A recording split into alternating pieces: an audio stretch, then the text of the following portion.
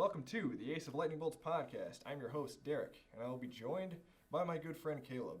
The idea of this podcast is that I have followed the greater conservative YouTube community for the last 5 years. They have inspired me to form my own channel, and together with Caleb, we will be looking at the state of our government, political topics, and other topical issues we find interesting or important. Thank you so much for tuning in. Let's begin. Welcome to episode 2 of our podcast. This is us recording for January 31. We're going to be talking about the executive orders that Joe Biden did in his first week and a half of the presidency. He's only been the president since the 20th of January, and he has already put forth over 40 executive orders, and so we are going to take a look at the short list of what they are, what our opinions on them are, and what it just looks like Joe Biden's doing for the future, which is using the executive hammer to hammer things down to get his positions input. Just skipping over the whole legislative branch. Just executive orders is executive orders. So on January 20th, as I'm sure a lot of you know, Joe Biden signed 15 executive orders, and he did 2 referendums or memorandums. It's not unprecedented for a president to, first thing in office, for them to do at least one executive order on day one. It's just unprecedented that Joe Biden did so much. Not that he's not allowed to, not that he doesn't have the authority to. It's just statistically abnormal that he did this.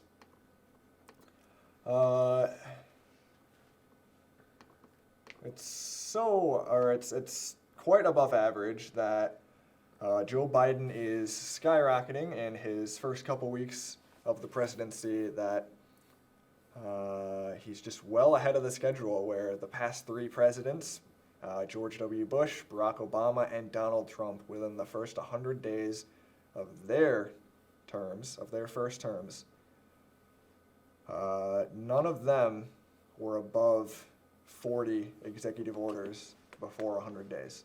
So Joe Biden is at 40 and a little bit more at 2 weeks. What are your thoughts on that? That doesn't seem right. I feel that, I don't know, that, like, I understand why someone would do it, because if you're going in and there's a bunch of things, like, you don't believe in or you don't support, obviously if you have the power, you're going to change them, or at least try to change them, depending on, obviously, the branches. And, you know, what I thought was supposed to be checks and balances, I have no idea. But, I don't know, I feel like that's a lot. So what... And again, this is me knowing nothing. How can he just go through with just a bunch of executive orders? Does he just get to skip the... So these aren't hard and fast rules. A lot of these are like the president has the ability to kind of interact with other country entities in a way that he wants. So, for example, a couple of these are... one of them is rejoining the WHO, the World Health Organization, that Trump took us out of because Trump was of the mind that it was a mostly controlled by China company, and that he didn't want the U.S. to be involved with an organization that was funded and was supported and supporting one of our rivals and or enemies. Another one of that is that we rejoined the Paris Climate Agreement. It's just a bunch of world leaders that say, yeah, we're all going to do this thing. It's just that. And then he has loose authority over what the federal government can do, like rules and regulations on that. For example, he did a mask mandate on federal property. Some of these are small things that he gets to decide, like budget, process, certain permits and certain decrees, but some of these are requests that would have to be legislative, that would have to go to the legislative branch, and it would have to go through the entire process. It's just he's initiating that. He's like the spark, and he's trying to set the fire on some of these things. Okay. So let's start going through them. I'll just read the short summary of a lot of these things, because, again, there's 40 plus of them. On day one, he signed executive orders or presidential memorandums that re-engaged us with the World Health Organization, like I already said. We rejoined the Paris Climate Accord. Those two things wouldn't necessarily increase your taxes, but we are both funding these things now again, or we won't be joining the, there is a process for rejoining the Paris Climate Accord. It's not going to happen right away, but these are both things that will draw resources from us, that where Trump, with his executive order to take us out of the Paris Climate Accord, what his reasoning was because we were spending money and it really wasn't showing results, and then it was just a bunch. It's my opinion that the Paris Climate Accord is a bunch of people that are not doing anything, but they're saying they're doing stuff, and then it's of the mindset of, look, we're doing our part, why isn't everyone else doing their part? And then a lot of the agreements with the U.S., the U.S. generally foots their share of the bill, and the other countries are like, we'll pay later. Joe Biden created a position of the COVID-19 response coordinator. So he just created a position that he'll put someone in, and they will tell him, or they will advise him on what he should do with COVID-19. Did you put someone in position yet? I haven't heard if he's put anyone in position. Is it someone who has zero background in the... I would hope it's someone that was thinking of a plan during his campaign, because I wouldn't be surprised if it was him, but through the whole campaign, Biden was saying, oh, Trump doesn't have a plan, I have a plan. And then he gets into the presidency and says, oh, no. Let's establish a plan. We don't have a plan. There's nothing we can do to change the course of the virus for the next 8 months. So good job, good plan. I'm glad we're doing things that we were already doing. This is a bigger topic. One of the executive orders was he revoked the permit for the Keystone XL Pipeline. Have you heard about that? Isn't that the one that's going to go through like the prairie lands? Yes, I believe. I thought they already actioned that. Like Biden just did. Like I thought they stopped that a while ago because it was going to go through native land. So it's designed to go through native land. Canada has their end all done. We have there's a section that has to go and meet where Canada's section is. Mm-hmm. Trump in 2017. You can pull this one up. It's the.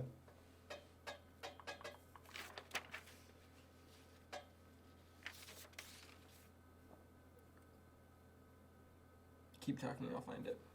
It's number 6 on the list, sorry. It is Executive Order 13990 on the climate crisis that revokes the executive order from Trump. And at the top of the list, it does show you what the executive, or it explains a little bit of Trump during his term approved the permit, where Obama didn't. It was trying to go through during the Obama years as well. Like, this has been a long process. This has been ongoing. And Trump approved it. They had been working on it for a long time. They would still be working on it, but Biden said, no, it's bad for the environment. We don't want it to go through native lands. And he, in one stroke of the pen, killed 11,000 jobs by estimate outright, and there were other jobs attached to that. And you can all do your own research, but I've heard that it's roughly at least 60,000 connected to the pipeline jobs. But then, I mean, it's going to be a lot more jobs than you think that were taken down when people aren't able to do this construction work. Because then you have to have the people who build the who build the cement Yep. What's it called? Forms. All the construction work, all the office work that it takes to maintain the construction work, and then all the transportation, all the organization. The millions of subcontractors that were added for Yes. probably each city to dig and. Yes, so it's a lot more jobs than you would think. One of the reasons that they have listed, or one of the reasons the leftists argue that this is a good thing is because all of those jobs were temporary. Because they're construction jobs. What is your opinion on that? The job itself, okay, so you have the job in a whole that isn't, but that specific job is. So, but if they're not working there, you have to find somewhere else for them to work. Like, the location is temporary, if that makes sense. Yeah, but then in a sense, all construction jobs are temporary. But even yeah. if you're working at a job, like even let's say you're working at a construction job that takes 10 years to do. It's temporary. They cut you off at 2 years, and they're like, "Oh, Yeah. It's just a temporary job. You can go find something else." Yeah, I wasn't gonna argue that part because obviously 10 years they're gonna have so many people quit within the 10 years. But I'm talking like a job in a whole, like around us, like if your job for pouring concrete, I'm sure we can say that. I'm right? fine. Okay. Pouring concrete, you may be working at a spot for a couple months. That location is temporary, but you're still a The cement job pourer itself, yeah. afterwards. Yeah. So, but yeah, I understand where he's coming from because it's saying it's going to put those who are already in low-income communities at more risk. But I haven't looked at their exact line, but I mean, if it does go right through a city, that makes sense of a low-income city. But I mean, if they plan to go around it, that's just a lot. That's a lot of. I feel like it's a lot of money we put in, and a lot of money that I'm assuming was raised for this, just to pull it out from under the rug or whatever, just to stop it. Because now how much? Do you know how far they are? Like, now we just have this huge crater through the. I'm not sure. I've seen videos of. I haven't seen a big branching like tunnel or anything or a trench, but there are videos of digging machines that now they just have to, all right, pack up and go home. Do we have a new Grand Canyon? Is this the minor canyon? It's not that deep. But I mean, between there's stuff in the ground. So now, let's say a Republican goes into office next time and they say, all right, let's do this. Not only are they going to have to re-dig up and or re-clear out everything, but they're also going to have to go through those cement pipes or whatever they laid and clean those out, because if not, however much they pump through, they're going to have to filter through and or throw away because it's going to be quote-unquote dirty, if that makes sense. Like cleaning out a water hose. Yeah. Another thing, there are two more issues with this specific executive order. One being like the climate argument of this. Is that this pipeline isn't good for the environment. We're transporting all this fuel all over this distance, but that fuel's still going to be transported. It's going to be transported by truck or by train now, which you can have an accident in a truck, you can have an accident in a train, you can have an accident in a pipeline, but I would argue that that's statistically less likely to happen. I'm sure they'll have shut-off valves. I'm sure they'll have sensors. There's something. It's underground. It's in a thick pipe going through that's sealed all the way. And I'm assuming most of that oil would go down, not up. I have no idea. That's how they pressurize it, I would imagine. Well, I mean, obviously there'll be the initial shootout, but I'm trying to think if oil seeps down. It's not like if it breaks. Oh yeah. So I mean, yeah, that's not great that we're sending oil into to down, but it's not like we're gonna have ducks drinking. So they're saying, we need to close this pipeline down because it's bad for the environment, when we're still going to be mining this, we're still going to be pumping this fuel in, we're still going to be transporting it. It essentially does nothing. It's essentially a big show of, look, we shut down the pipeline, everything's fine now. Don't look into that they're still going to have this fuel going through. Or even look at the boats. I think we still do it by boats Yeah. through Alaska, don't we? I would imagine.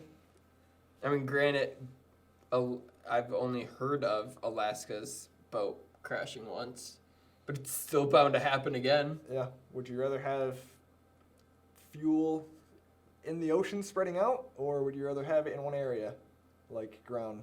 I mean, you don't want either. Absolutely. Either way, it's going to spread out. Yeah. But I would have to look at like the full plans. I would think that going through the ground would be good. I mean, if they do have the sensors, if they do have, I'm assuming safety checks. I'm assuming we're not the first. I mean, Canada's already done this. I'm assuming we're not the first person to. I mean, there are, I believe, again, you can do your own research, but I believe there are 2 other branches of this pipeline. But this one was going, I saw a diagram where there's like 3 branches. Okay. And one of the farthest west one was the one that they're working on right now. And then they can't, but. The third issue with this specific executive order is, do you think the U.S. should be energy independent? Do you mean like create our own energy? Yes. Should the bulk of our energy be from our own land and from where we are from? Like, in a sense that do you think we should be dependent on another country for our energy intake? I shouldn't say dependent, but I think that's a part of the whole trade system. I know there's less I'm assuming there's less inter-country trades. At least, so we're lucky that we have a lot of land. We're lucky that we're huge and that the surrounding countries are also huge. In Europe, I don't remember what country, but there are countries that, because of this climate, all this climate talk and all this, we got to get off of these fuels, that they are around at least more than 50% of their energy comes from another country. Like a bordering country. Like someone, like, yeah, we're all friends now, but what happens when you're not friends? See, I want to say yes, but at the same point, I mean, Canada's never going to fight us. If you go off of Meet the Robinsons or whatever, they become a part of Montana. But at the same point, I do like our national land, and I'd hate for us to just turn, let's say, Yellowstone into a big mining spot. I know we wouldn't, but I would hate for. Yeah. I'd hate to say, yeah, let's do it. Let's just start drilling stuff. But and ruin. Even that is in the climate argument. We've refined coal to be very clean. It's not the cleanest. Yeah. It's cleaner than it was, for sure, by a lot. But nuclear is very clean if you have all the safety precautions, if you maintain, Which we have a lot of, don't we? We have a lot of, but there is a broader topic in the left that we should just abandon nuclear and go completely solar, completely wind, completely renewable. And yes, like these, it would be great. But what happens on a cloudy, windless day? Sorry, Alaska Where do in the you get winter. your energy? Sorry, Alaska in the winter. You guys can't go anywhere. Hope you got your dogs. Yeah. So I mean, I agree. Going solar and going wind would be good, but the reality of that, I mean, that right now it's just so much money to get that started. Where I can buy gas for how much? Granted, again, yeah, it's kind of terrible for our environment, but I can buy gas for a lot cheaper than I can to start up a big solar panel and all the stuff that goes into it. And with solar panels and with wind turbines, I saw something on Twitter from a reputable source where they were burying a bunch of old fans, like wind turbine giant fins on them. They just bury them in the ground. They're made of fiberglass or something. What are you gonna do with them? That's not renewable technically. If you are that is in a sense the fuel-ish. Yeah. Because you need those for it, and then we're just burying them in the ground. How is that good for the environment? It's just, there's a lot of give and take in this argument, and there's a lot of nuance, and there's a lot of things where the basic person that's just arguing for one side or the other doesn't know a whole lot. Like, oh, we just need to go to solar, and then it's, yeah, but those things, like the coating on the solar panels, leaks into the ground, and that's a toxic substance. Why aren't we arguing about that? Why does everyone that say go wind or go 100% solar, do they not, like, I don't know, they don't bring up the bads of their own side? Because, well, it's poor debating, isn't it? Well, I guess in debating you don't want to bring up your downfalls, but you have to be able to prepare for other people to bring them up. But I mean, if we could go natural gas, I mean, I've seen some city buses run off natural gas. No, not natural gas. What powers our electricity? Coal and natural gas. I think a lot coal. Okay, because I'm trying to think. Like, I would agree going electric car, because, I mean, to a point. It's they're getting better, absolutely, but right now it's statistically insignificant because the lithium batteries, they're terrible to mine. You can't recycle the battery, so you're gonna have a landfill full of electric car batteries. Interesting. There's gives and takes, and it's just, if we completely abandon the infrastructure that we have currently going on, we will be plunged into a bad time. Yeah. I'm not saying completely all switch. Eventually, I should think that's where we want to go. There should be a gradual, but that's the idea with science and with our infrastructure, is we're always looking for the better, we're always looking for the more efficient, we're always looking for the cleaner. Is your computer dead? I think it died. Which is fine. I just thought it was funny. You kept trying to turn it on. Yeah, I mean, the reasons of why they pulled it make sense. To have clean air, clean water, to limit the exposure of dangerous chemicals, pesticides, and to hold polluters accountable. Which, is that saying, or is that a part of it, or is that just in general? I guess I'm assuming that's not directly on the building of a. No, that's just in general. That's just a little tack on of, look at what we're doing, I would imagine. Which, I mean, all the stuff, their reasonings to do it makes sense. To restore and expand our national treasures and monuments, and to prioritize both environmental justice and the creation of well-paying union jobs necessary to deliver on these goals. Isn't well-paying union jobs? Those are the jobs that they killed. Yes, absolutely.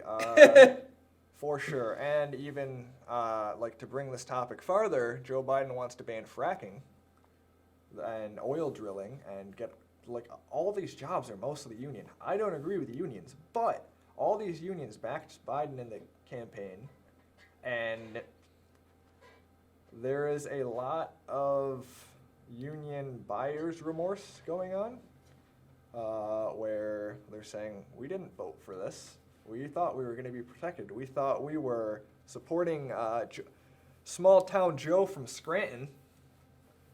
He's got our back, right? And then he, within the first 10 days of his office and administration, he slaps you in the face and... Yeah. So right here, the immediate review of agency actions. It looks like, they cut or reduced methane emission in the oil and gas sector. I'm assuming that pipe was that. Yeah. Establishing ambitious job-creating fuel economy standards. So I feel like that's office jobs, right? Job-creating appliance and building efficiency standards. I don't know. So it looks like it's just a bunch of energy conservation standards. Yeah. Again, when I see standards, I'm just thinking office jobs. Right? Like people just to write, these are our new standards, and to quote unquote test them / I would hope they wouldn't create new things and just take what companies are already doing, because I feel like we have enough companies who, like car companies, like I feel like they're trying to already set new efficiency standards for themselves because that makes them more marketable. They're trying to get ahead of the game before there is a government push. Now you have to do this. Yeah. For instance, California, there was some legislation at one time where they were trying to, like, they were trying to make it so you can only buy new green cars or like new electric cars. Like they're not gonna pull you over, give you a ticket, or arrest you for driving a gas car still. But it's just new, fresh off the shop floor, fresh out of the dealership. They want those to be electric by a certain year. So there's a push.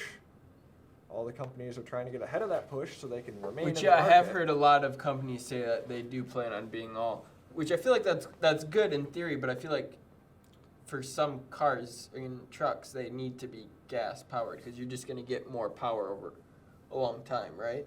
Like I feel like a job truck, whether it's a semi or whatever, for the most part should be gas because, I mean, or maybe just gigantic batteries.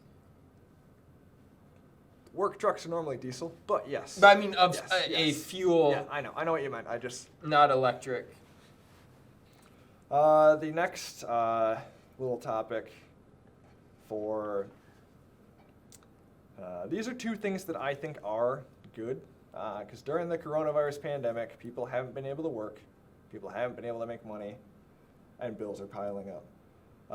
There are two executive orders that he did on his first day, which were extending things that Trump has already did.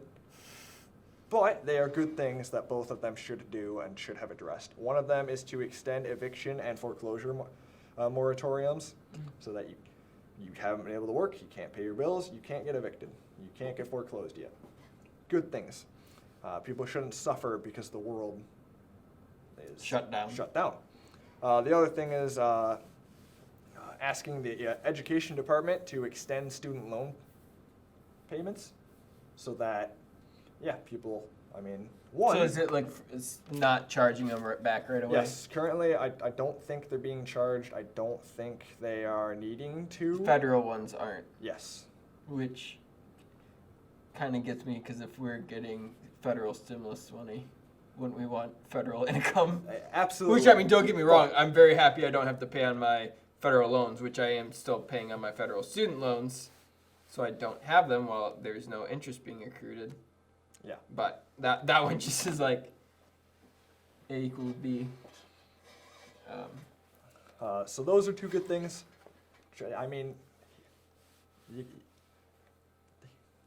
I can't dislike everything he does, hopefully, right? Hopefully. There's a couple of them that deal with immigration. So this is a broader topic. Are you familiar with the air quote Muslim ban? No. Okay. During one of the, I think it was during the first half, so either 2016 or 2017 of Trump's presidency, he put on a ban in certain countries in the Middle East that had terrorist extremist attacks regularly. Trump's mindset was that we should not allow immigrants from these countries on the off chance that they could bring the violence here. The left took this and said, no, he's racist. He doesn't like Muslim people, or he's xenophobic. He doesn't like Muslim people. He's banning them because he hates the Muslims. He's banning it because he hates anyone from the Middle East. What if I told you that this specific travel immigration ban that Trump had in place was suggested under the Obama administration? I would not believe you, to be 100%. No, I don't want to think bad of a president, but his track record would make me think that he did that. Which I'm not saying he did it because he hates the Muslims. No. In theory. I'm saying, no. The Obama administration was in the talks of putting the same ban in place. Were they really? Yes, that's what I'm trying to say. And then they said, oh, Trump did it. Oh, he's racist. Oh, we would have never done this. What are you talking about? Where's the... I believe you, but I just want to...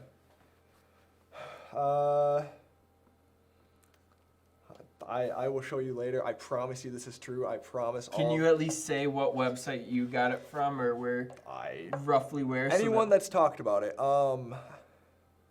Just so that way we're dropping this huge bombshell. We're not dropping a huge bombshell. This And has not- been talked about by the Matt and Blonde Show. This has been talked about Timcast IRL. This has been talked about by anyone probably from the Daily Wire. Any of the conservative people on YouTube, you can probably find them talking about this. I promise I do. Okay. I trust all of these people. I believe you, but if it's false, I don't want to be taken down on our second episode. You can disagree. I've heard them talk about this. I know it's true. Okay. There's another executive order that undocumented immigrants will be counted on the census. Which in that, there is in the argument that this has been done before. Like we've used undocumented immigrants to, this is Executive Order 13986, which is number 2.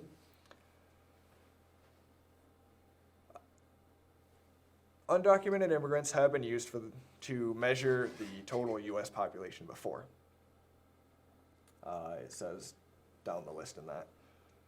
Which are not to be excluded from. Yeah. Okay. They will be included in the census. They will be included. They will count towards the total number in a state for congressional seats and in the long run for electoral college votes. The argument is because they are there, because they are living within that state, they should be counted. They should have the representation, or they should have the right to representation that everyone else has. So like people on work visas. No, even undocumented people. I'm saying non-citizens, legal or illegal. I'm assuming legal so is work visas. Legal would be work visas. Illegal would be they came here without going through the normal process.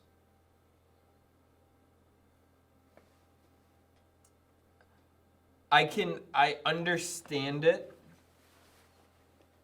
I would agree more with the legal, but less with the illegal, which those are terrible things to tag on a person. It's Citizens not, and not. Okay, I'll even remove it from the person. I'll say it's on an action.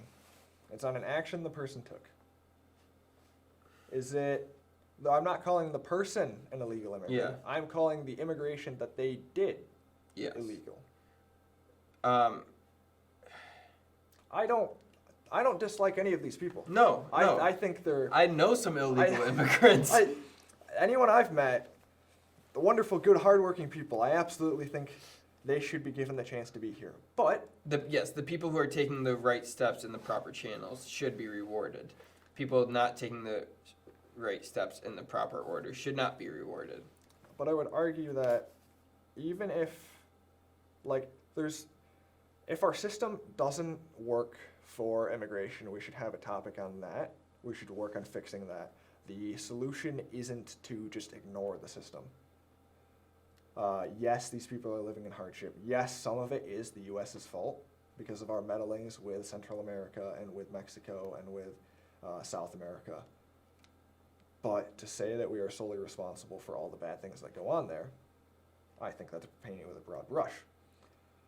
I also think that you expect people to play by the rules when they move from place to place. Like in the UK, you can't have a gun. Did not know that. I shouldn't. It's you probably can have a gun at some point, but it's not like the U.S. Second Amendment. You can have a gun. Okay. I wouldn't just go around and buy a gun off the street. You would. There's a system in place. There's something that should be followed, and if we think collectively that the system's broken, then we need to have a conversation on that instead of just having people ignore the system entirely. I would agree on that. Yeah, I don't know. See. Want to make this conversation harder? What do you do with people that were brought here as children? Which is the next executive order, which preserves and fortifies the DACA, which helps the dreamers. So the DACA is the deferred. I'm going to butcher this. Isn't it? So, and I could be 100% wrong. The child can be born in America and then go back to Mexico, and still have anyone born citizenship. here is a citizen. Yeah, absolutely. If someone immigrates here, has a child, they're a citizen. If someone illegally immigrates here, has a child's a citizen. But for this DACA thing so it's the deferred action for childhood arrivals. They were brought here as children. They didn't have a choice in this. They necessarily didn't commit a crime because they were brought here. So there is I think that's a different one now, but I wouldn't say that the children should be punished, but and this is me not knowing much about it, but I mean there has to be something. I mean you heard about them being put into cages or whatever, cells, whatever, which gave us a bad look. Was a bad look, but it also was the policy in place under the Obama administration as well. Mm-hmm. It's just Trump came into office and they said nope. Yeah, that's just rough. It's a terrible thing to have to decide for someone else, and it's a terrible thing for them to have to feel like they have to do that, right? Yeah. It's just. I mean, because if you put yourself in the parent's situation, you want what's best for your kid, and what's best for your kid is bringing them to America, or United States. But at the same time, you're breaking a law, a big law, in a law form. Like I'm talking like stealing versus murder. Yeah. One is big. One in human world is bigger than the other. And that's where people put emotion into. Yes, and that's non-emotion. Statistically, not a hard and fast rule. Statistically, people on the left rule with emotion, and they say, "Oh, this is wrong. We have to overrule this. We have to make this. We have to make this right." Where statistically, people that are on the right, people that are conservative, say, "Nope, these are the stats. This is what happens." Blah blah blah. And that's why if you ever hear Republicans talk in Congress, it's very boring. And they don't have a heartfelt speech because it's just no, here and here is the this and this, and it's just that's how the different sides argue, and that's why I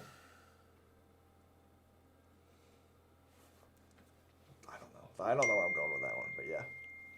So the issue that I have with it is if we keep allowing people in. Yeah, what's the line? Where is it in? Where are they going to go? Then why have legal ways to become a citizen? Yeah, exactly. The reason why that all happened with Ellis Island and stuff like that back then when they had to put a hold on how many people we were allowed to have in is because we were getting flooded. And so if I'm to go buy an 80-acre plot of land, yes, it's technically mine, but what stops the government from coming in and saying, oh yeah, you know that 80 acres you own? We're not going to pay you back for it, but now you only own 2 acres. The rest is going to... So that's what... And it makes me feel like a bad person for saying that. But granted, and I was born into a great situation, a lot better than most, not better... Okay, I shouldn't say a lot better than most. Better than some, worse than others. But like, I don't know. I'm someone who works 70 plus hours a week, and I'm trying to get my own stuff. Now, that's where again it becomes logic in what I did, and trying to put there are these other people who. That's the delicate balance of politics between emotion and. Let's just send them to Canada. There's a bunch of unclaimed land in Canada. Granted, it snows the majority of the time, but there's a bunch of unclaimed land. I'm assuming. I have no idea. Don't quote me on that. What if, also, segueing back to the air quote Muslim ban. I thought you said Muslim man at first. Sorry. Banned. That makes more sense. Well, I don't know. I was thinking like he was a superhero or something. I mumble. I can't speak right. One of these executive orders is banning travel from certain European countries because of COVID-19. Makes sense. It makes sense. Yep, absolutely. But no one's up in arms that he's banning travel from Europe because they are European. That you don't have like there's not another issue to tack on, like being xenophobic, when you have one reason and they're saying, no, he did it for this reason, and now there's just COVID-19 is the reason we're going to do this. I don't like that. Why did you do some? Oh, COVID.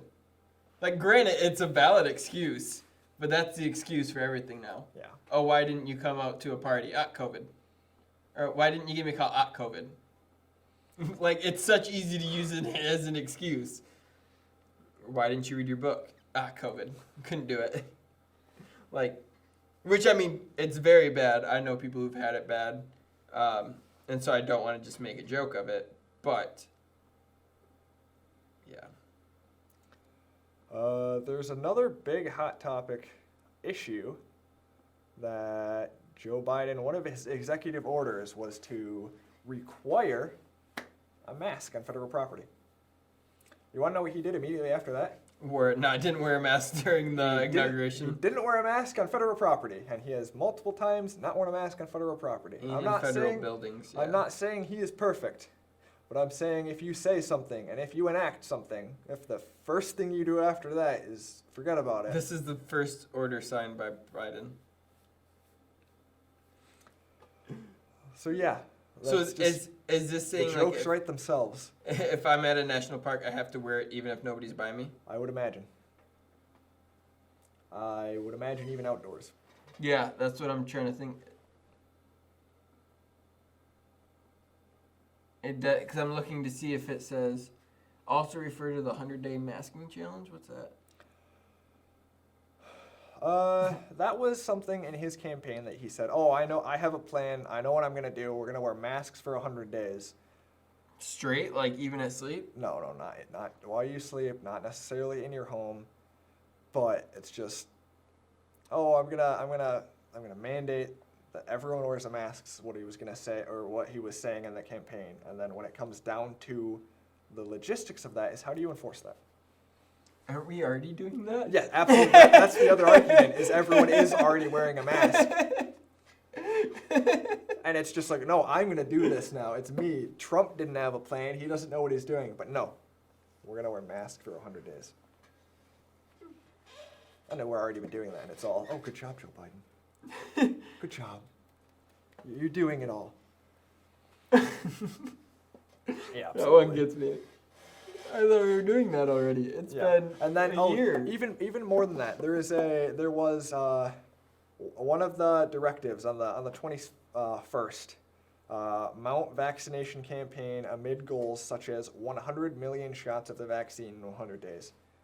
Holy crap, that's a lot. Dan Crenshaw, senator of Texas, isn't he? One of the South states. He's the dude with the eye patch. Eye patch, yeah. That Pete Davidson made fun of. Texas? He is Texas? Yeah. Oh, it's him and Cruz? Yeah, because Pete Davidson made fun of him. Yeah. And Pete Davidson. Dan Crenshaw is quoted saying something along the lines of, Trump basically already had this. Is He basically already reached Democrat, this Republican? No, he's a Republican. Oh, okay. But he's like, yeah, this 100 million vaccines in 100 days. Yeah, we're already basically there, but okay. I like Dan Crenshaw. I think he should run for president. I want a president with an eye patch. He looks sweet. If we had a picture of him... I wish he'd wear a cowboy hat, too. If we had an old-timey picture of him in the White House, the property value would go up. I can't wait till we have... I really wish the Bush guys would worn cowboy hats. Yeah. Or at least Texas Ranger hats. Yeah, we own them. There are other related COVID-19 executive orders like restore or support international response to COVID-19 and, air quotes, restore the U.S. global leadership.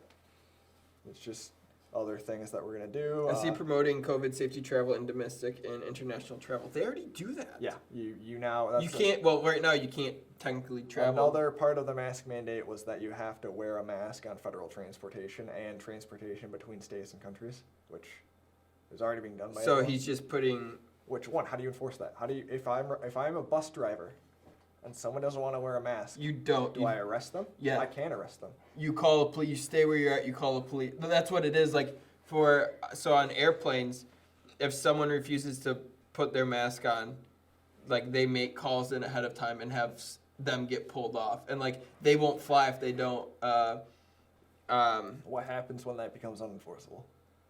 My mother actually had it where on one of the planes the guy was going crazy about it, and he had to get pulled off the plane. It's a crazy world out there. So, I mean, they have the cockpit slot, so it's not like they can... Assuming they can't get a gun through... They're not... No one's going to shoot because they want you to wear a mask. Well, I mean, because they don't want to wear a mask. Well, I would imagine no one would shoot on that one either, but... I mean, you would hope and pray. You would hope. But I mean, that's how you'd enforce it is you literally get the security to come right to the door, so when they get off, unless if they plan on trying to make it through the runway, just booking it, which I've seen most people on airplanes, not gonna make it. There's another weird, so there's just a bunch of them that are COVID related, executive orders on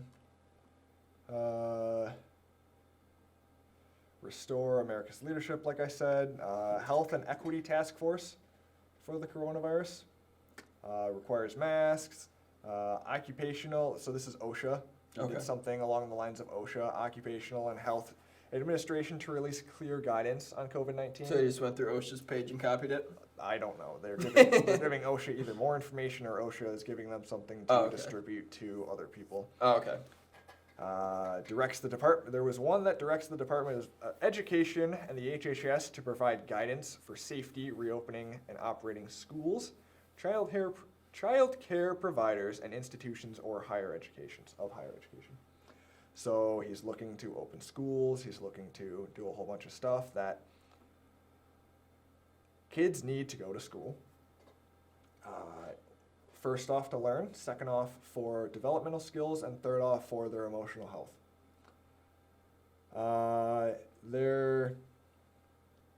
I was watching on YouTube a podcast from some guys from Britain. They're called the Lotus Eaters Podcast.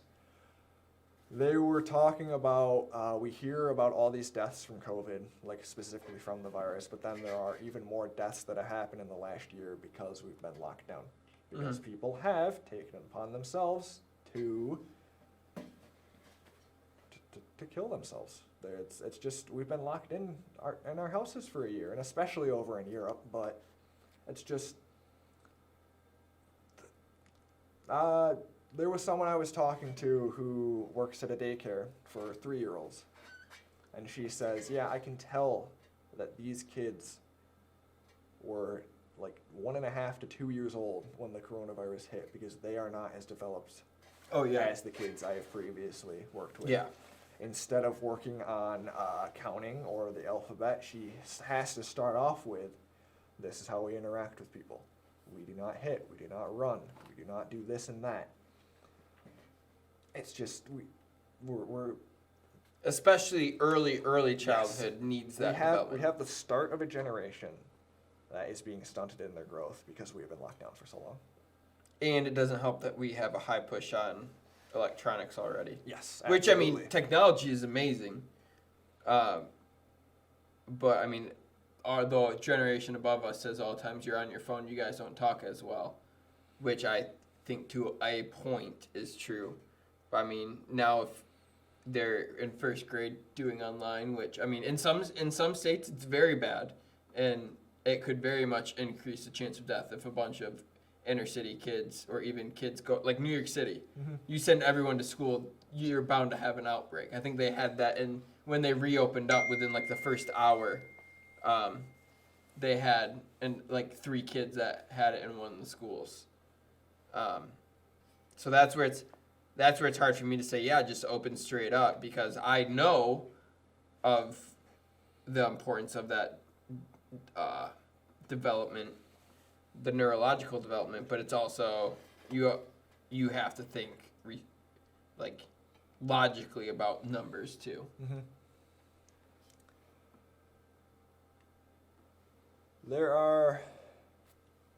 those are the main ones that wouldn't get us in trouble. I'm going to ask you about the one that would get us in trouble on YouTube or not? Or you want me to just brush over it? Let me guess, is it number 4? 13988? Yes. Yes. How about you talk about that subject, since I have not read into that one. Executive Order 13988, the fourth one that he signed into law, not into law, but into practice, whatever it is. The anti-discrimination on gender, identity, or sexual orientation. The biggest talking point from this certain one is that this will allow transgender individuals to participate in the sport of the gender that they identify as. That is the big topic. The argument is then that certain people have is that if someone was born a male, they have genetic advantage over a female, and this is one of the steps in basically eliminating women's sports. No, they just want all the NBA players to go to the WNBA, so that way they can have more women dunking in the basketball games. But that's the idea. That's not the idea, but that would be taking the proposal to the logical conclusion. So right here it says, it also mandates that transgender children be allowed to use the locker room and bathroom of their gender identity and be allowed to participate in the sport their gender identity too. Although it does not mandate all schools and states must follow this order, if they were to defy it, the federal government could deny funding to said states or school. So it's a strong arm. There's the whole argument of, our schools need more funding, but if you don't do what we want you to do, we're going to take the funding away. So if you needed another reason to homeschool and or send your kids to private school, the government overreach into the schooling system would be one of those. Another of the hot topic issues in this general vein is that Biden reversed the Trump executive order that barred transgender individuals from serving in the military. That was a whole nother one. Yeah, that was a different executive order. That was enabling all qualified Americans to serve in the uniform. I have heard it argued that you technically don't have a right to serve in the military. You ask to serve in the military, and they can decline you for whatever reason. Is the opinion, like if you're not fit, it's a job. If you don't have an arm. I don't think it's necessarily right to discriminate in the way that the Trump administration was, but I do agree that if someone was going to go into the system just to, I don't want to say just to enact the way that they think, but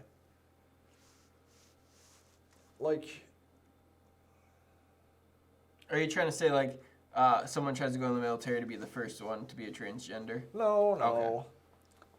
Because this didn't, the Trump administration, I don't think it affected anyone that was transgender in the military. It just said that from this point forward, until it gets redone, we're not going to set anyone in. But which, I mean, I feel like going that way, that's discriminating against a gender. Yeah, they're transgender, but we got rid of the no female is allowed to serve, or not allowed to serve in certain things.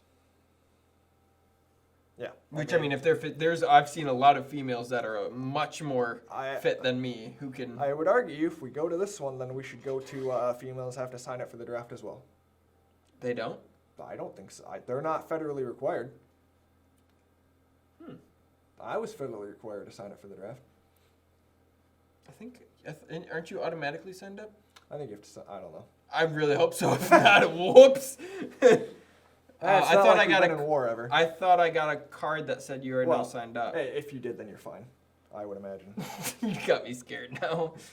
Government, sign them up. I would like to sign up. I would like to sign up for the draft. I would like to be the first overall pick. But we haven't had to use the draft in a long time because we I have don't think such we a overwhelm. Well, one, we haven't been to war in a while. War, air quotes. We've been in combat for a long time. I think if we And- do, we will have enough people who step up. Absolutely.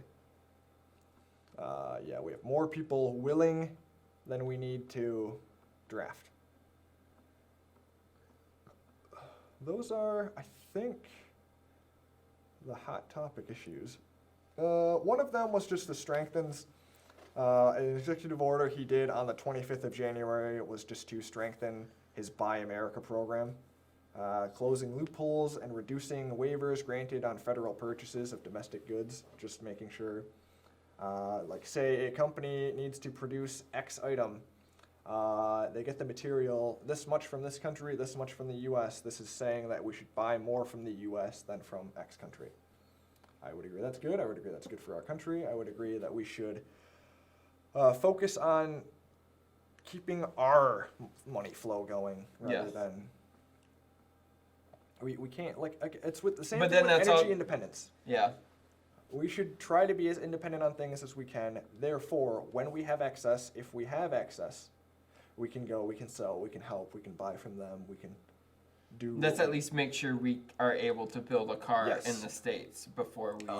This is something that a guy that I watch on YouTube, he does the Timcast IRL live stream. He commonly says, when you're in a plane crash, you put your gas mask on first, and then you assist the person next Help to you. yourself before you help others. That way, that not everyone passes out. If you have your gas mask on, you can go around and put gas masks on everyone else and get them all stable and hopefully get out of the situation. But you have to help yourself first, and that's the whole 1,000-foot view of America's foreign policy. But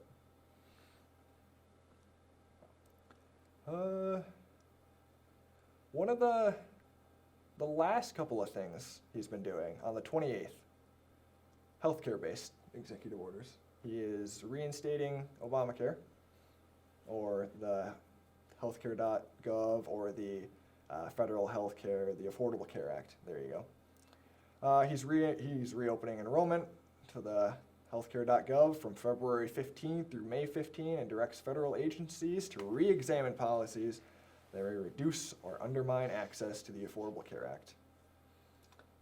The other one with healthcare is that he is reversing a previous executive order that resigns the Mexico City policy, a ban on U.S. government funding or foreign nonprofits that perform or promote abortions. So, we are now funding Other countries. other countries' abortions. Yes, absolutely.